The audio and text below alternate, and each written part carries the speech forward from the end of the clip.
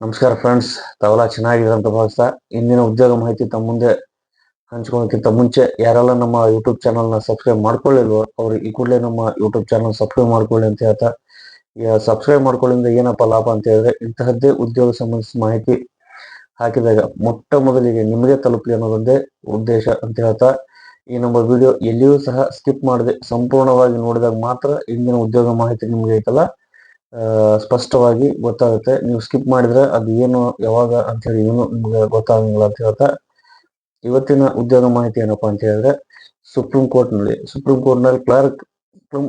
Clerk come research associate ಈ ಹುದ್ದೆಗಳೇನೈತಲ್ಲ ಈಗಾಗಲೇ ನೇಮಕಾತಿ ಆದೇಶವಾಗಿದ್ದು ಈಗಾಗಲೇ ಆನ್ಲೈನ್ ನಲ್ಲಿ ಅರ್ಜಿ ಸಲ್ಲಿಸೋದನ್ನು ಸಹ ಪ್ರಾರಂಭವಾಗಿದೆ. ಯಾರೆಲ್ಲ ನೀವು ಸುಪ್ರೀಂ ಕೋರ್ಟ್ ನಲ್ಲಿ ನೀವು ಕೆಲಸ ನಿರ್ವಹಿಸಬೇಕಂತ ಹೇಳಿ ಕೆಲಸಗಳು ಹುಡುಕ್ತಾ ಇದ್ದಾರೆ ಅಂತವ್ರಿಗಿಂತಲ್ಲ ಲಾ ಕ್ಲರ್ಕ್ ಕಮ್ ರಿಸರ್ಚ್ ಅಸೋಸಿಯೇಟ್ ಹುದ್ದೆಗಳಿಗೆ ಈಗಾಗಲೇ ನೀವು ಅರ್ಜಿ ಸಲ್ಲಿಸಬಹುದು. ಮತ್ತೆ ಈ ಅರ್ಜಿ ಸಲ್ಲಿಸೋಕೆ ಎಷ್ಟಪ್ಪ ಹುದ್ದೆಗಳದಾವ ಅಂತ ಹೇಳಿದ್ರೆ 90ಕ್ಕೂ ಅಧಿಕ ಹುದ್ದೆಗಳು ಖಾಲಿ ಇದಾವೆ. ಆ 90ಕ್ಕೂ ಅಧಿಕ ಹುದ್ದೆಗಳಿಗೆ ಯಾವ ರೀತಿ ನಿಮ್ಗೆ ಆಯ್ಕೆ ಮಾಡ್ಕೋಬೇಕು, ಗುತ್ತಿಗೆ ಆಧಾರದ ಮೇಲೆ ನಿಮ್ಗೆ ನೇಮಕ ಮಾಡ್ಕೊಳ್ತಾರೆ. ಸುಪ್ರೀಂ ಕೋರ್ಟ್ ನ ಪ್ರಕಟಣೆ ತಿಳಿಸಿದ ಪ್ರಕಾರ ಇದೇ 2025 ಫೆಬ್ರವರಿ 7ನೇ ತಾರೀಕಿನ ಒಳಗಾಗಿ ನೀವು ಈ ಹುದ್ದೆಗಳಿಗೆಲ್ಲ ಅರ್ಜಿ ಸಲ್ಲಿಸಬಹುದು. ಮತ್ತೆ ಇದಕ್ಕೆ ಅರ್ಹತೆಗಳು ಏನಿರುತ್ತಪ್ಪ ಅಂತ ಹೇಳಿದ್ರೆ, ಈ ಹುದ್ದೆಗೆ ಅರ್ಜಿ ಸಲ್ಲಿಸೋರು ಕಾನೂನು ಪದವೀಧರರಾಗಿರ್ಬೇಕು, ಕಡ್ಡಾಯವಾಗಿ ನೀವು ಕಾನೂನು ಪದವೀಧರರಾಗಬೇಕು. ಮತ್ತು ಬಾರ್ ಕೌನ್ಸಿಲ್ ಆಫ್ ಇಂಡಿಯಾ ಮಾನ್ಯತೆ ಪಡೆದಂತಹ ಮಾನ್ಯತೆ ಪಡೆದ ಶಿಕ್ಷಣ ಸಂಸ್ಥೆಯಿಂದ ನಿಗದಿತ ವಿದ್ಯಾರ್ಹತೆ ಹೊಂದಿರಬೇಕು. ಒಂದು ವೇಳೆ ಅಭ್ಯರ್ಥಿಗಳು ಇಂಟಿಗ್ರೇಟೆಡ್ ಲಾ ಕೋರ್ಸ್ನ 5ನೇ ವರ್ಷದಲ್ಲಿದ್ದರೆ ಅಥವಾ ಕಾನೂನು ಪದವಿ 3ನೇ ವರ್ಷದಲ್ಲಿದ್ದರೂ ಸಹ 5ನೇ ವರ್ಷದಲ್ಲಿ ನೀವು 5ನೇ ವರ್ಷದಲ್ಲಿ ಇದ್ರೂ ಸಹ ಅರ್ಜಿ ಸಲ್ಲಿಸಬಹುದು. ಮತ್ತು 3ನೇ ವರ್ಷದ ಅಂತಿಮ ಹಂತದಲ್ಲಿದ್ದರೂ ಸಹ ನೀವು 3ನೇ ವರ್ಷ ಮುಗಿಸಿದರೂ ಸಹ ನೀವು ಅರ್ಜಿ ಸಲ್ಲಿಸಬಹುದು. ಆದರೆ ನೇಮಕಾತಿ ಮೊದಲು ಇದಕ್ಕಿಂತ ಸಂಬಂಧಿಸಿದ ವಿದ್ಯಾರ್ಥಿ ಏನಾದ್ರೆ ಪ್ರಮಾಣ ಪತ್ರ ಸಲ್ಲಿಸಬೇಕು. ನೀವು ನೇಮಕಾತಿ ಆಗೋದಕ್ಕಿಂತ ಮುಂಚೆ ಇದಕ್ಕೆ ಬೇಕಾಗಿರುವಂತಹ ನೀವು ಪ್ರಮಾಣ ಪತ್ರಗಳನ್ನೆಲ್ಲ ನೀವು ಸಲ್ಲಿಸಬೇಕು. ಅದಷ್ಟೇ ಅಲ್ಲದೆ ಅಭ್ಯರ್ಥಿಗೆ ರಿಸರ್ಚ್ ಅನಾಲಿಟಿಕಲ್ ಸ್ಕಿಮ್, ಕಂಪ್ಯೂಟರ್ ಜ್ಞಾನ ಸೇರಿದಂತೆ ತಮ್ಮ ಹುದ್ದೆ ಅಗತ್ಯವಾದ ಕೌಶಲ್ಯಗಳು ಸಹ ಹೊಂದಿರಬೇಕು. ಈಗ ಕ್ಲಾರ್ಕ್ ಕಮ್ ರಿಸರ್ಚ್ ಪರ್ಸನ್ ಏನೇನು ಅರ್ಹತೆಗಳಿದಾವಲ್ಲ ಅವೆಲ್ಲ ಅರ್ಹತೆಗಳು ಅಭ್ಯರ್ಥಿಗಳೇ ಹೊಂದಿರಬೇಕು. ಅದಷ್ಟೇ ಅಲ್ಲದೆ ಅಭ್ಯರ್ಥಿ ಅರ್ಜಿ ಸಲ್ಲಿಸಕ್ಕೆ ವಯೋಮಿತಿ ಎಷ್ಟಪ್ಪ ಅಂತ ಹೇಳಿದ್ರೆ, ಇದಕ್ಕೆ ವಯೋಮಿತಿ 20 ವರ್ಷದಿಂದ 32 ವರ್ಷದ ಒಳಗಿನಂತಹ ಅಭ್ಯರ್ಥಿಗಳು ಇದಕ್ಕೆ ಅರ್ಜಿ ಸಲ್ಲಿಸಬಹುದು. ಈ ಮೀಸಲಾತಿಗೆ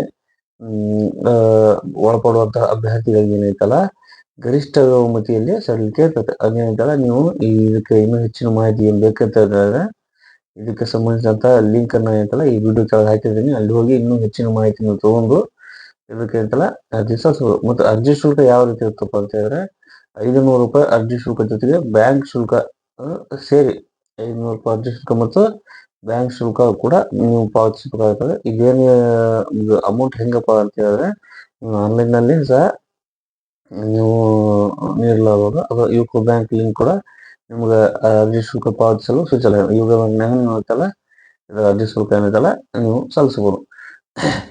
ಇಷ್ಟೇ ಅಲ್ಲದೆ ಇದು ಆಯ್ಕೆ ಪ್ರಕ್ರಿಯೆ ಹೆಂಗಿತ್ತಪ್ಪ ಅಂತ ಹೇಳಿದ್ರೆ ನಿಮಗೆ ಲಿಖಿತ ಪರೀಕ್ಷೆ ಮೂಲಕ ಅಭ್ಯರ್ಥಿಗಳ ಆಯ್ಕೆ ನಡೆಯುತ್ತೆ.